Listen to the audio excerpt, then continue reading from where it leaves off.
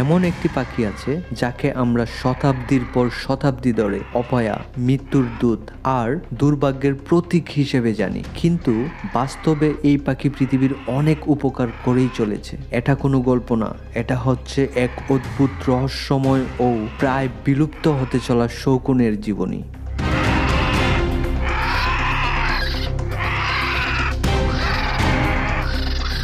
শকুনকে আমরা ভয় পাই, ঘৃণা করি, কিন্তু কখনো কি ভেবেছি এই পাখির গুরুত্ব কি? কেন এরা এত শক্তিশালী হওয়ার পরেও এত অবহেলিত আমাদের কাছে? আর কেনই বা এরা ধীরে ধীরে পৃথিবী থেকে হারিয়ে যাচ্ছে?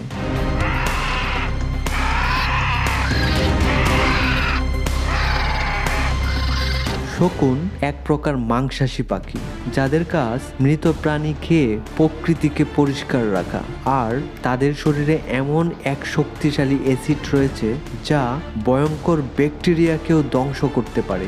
এই কারণেই শকুনকে প্রকৃতির ক্লিনার বলা হয়।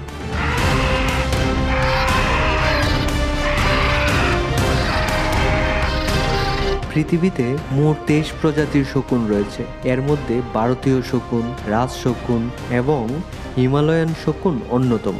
কিন্তু এই পাখিগুলা এখন প্রায় বিলুপ্তির পথে। শকুনের জীবন শুরু হয় অনেক উঁচু পাহাড়ের কোণে বা বড় বড় গাছের ডালে। এরা একসাথে দলবদ্ধ হয়ে থাকে ও মৃত প্রাণী খেয়ে পরিবেশ পরিষ্কার করে।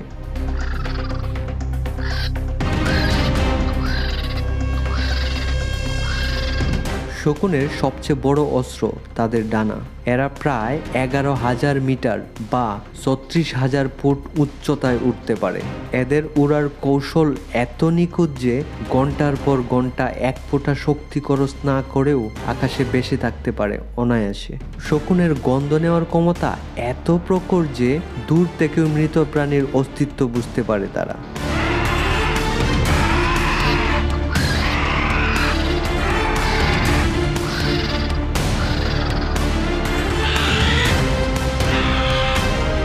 গবেষণায় দেখা গেছে যে গত কয়েক দশকে শকুনের সংখ্যা 90% কমে গিয়েছে। তার প্রথম কারণ হলো ডাইক্লোফেনাক নামে এক ঔষধ। এটি গরু ও মহিষের শরীরে বিষবাত হলে ব্যথানাশক ঔষধ হিসেবে ইনজেক্ট করে। তাই সেই গরু মহিষ যখন মারা যায়, তারপর শকুন যখন সেই মৃত পশুর মাংস খায়, তখন তারা বিষক্রিয়ায় মারা যায়। ও আরও একটি কারণ হচ্ছে বনাঞ্চল ধ্বংস হয়ে যাওয়া, খাবারের অভাব।